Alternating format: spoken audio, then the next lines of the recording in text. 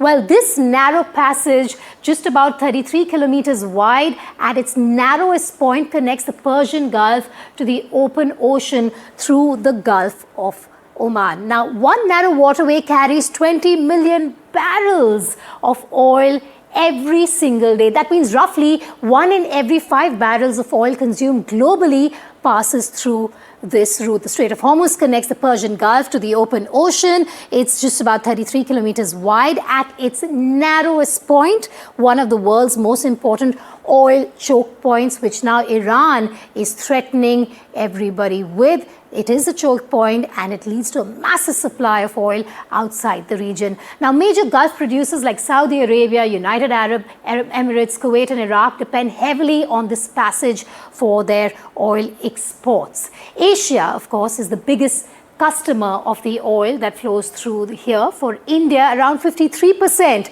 of its oil imports transit via the Strait of Hormuz. Like I said, nearly 20% of global petroleum consumption moves through here. Let's get you more of these points and statistics. Very important, the total oil flow, million barrels per day. We're talking about 2020, it was 19.1 million barrels per day. Now look at this, it's 20.1 in 2025. This has crude and condensate and petroleum products. Let's also tell you in terms of data and statistics when it comes to exports and imports where countries stand.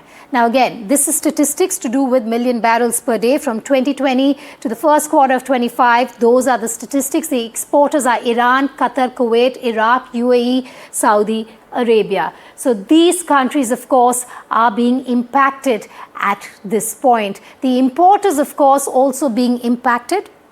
If we can also pull up those graphics. Okay, we don't have those graphics for you, but many countries at this point also being impacted. What could this mean? It could mean any disruption, whether due to conflict or blockade, could send oil prices sharply higher. That in turn may push up inflation and increase global shipping costs. Thus, in short, what happens in the Strait of Hormuz doesn't stay there.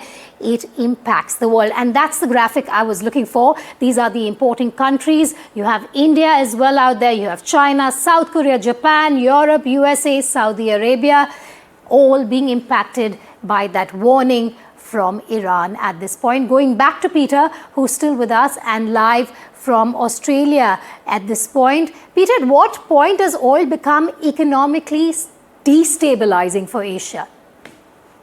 Well, Vedika, I mean, first off, you've got to look at where that price point and where the pain threshold. If we were to see 90 or 95, that really creates a lot of hurt amongst Main Street. We all understand that. The price is felt in the wallet and the purse by the consumer instantly. Now, if prices are at 110 or 120, that really changes. And the other side, it'll be nearly a war in itself to try and get supply.